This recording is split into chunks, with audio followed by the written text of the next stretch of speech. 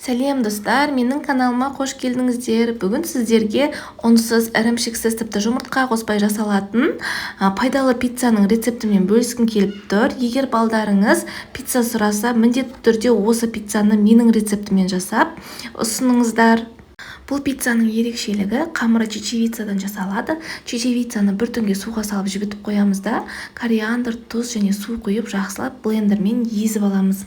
Осындай қоюлау масса шығады. Оны противенге пергамент қағазын төсеп, қамырымызды салып, қасықпен пиццаның формасын домалақтап жасап аламыз да, 180 градуста 15 минут пісіріп аламыз. Ал енді салмасына тауықтың төс еті мен пиязды қызартып қуырып аламыз. Және кешью дәнін осылай блендердің ыдысына салып, су құйып, сары май салып жақсылап блендермен езіп аламыз. Енді дайын болған қамырымызды алып, осылай аударып аламыз да, жаңағы дайын болған салмасын салып, қасықпен жайғастырып аламыз.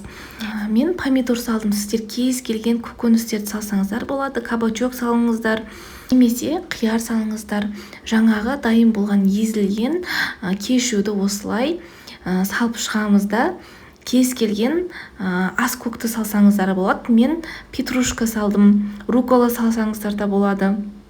Ал енді 180 градуста тағы да 15 минут пісіріп аламыз. Айтып кеткендей, бұл пиццаның ерекшелігі қамыры чечевицадан жасалады.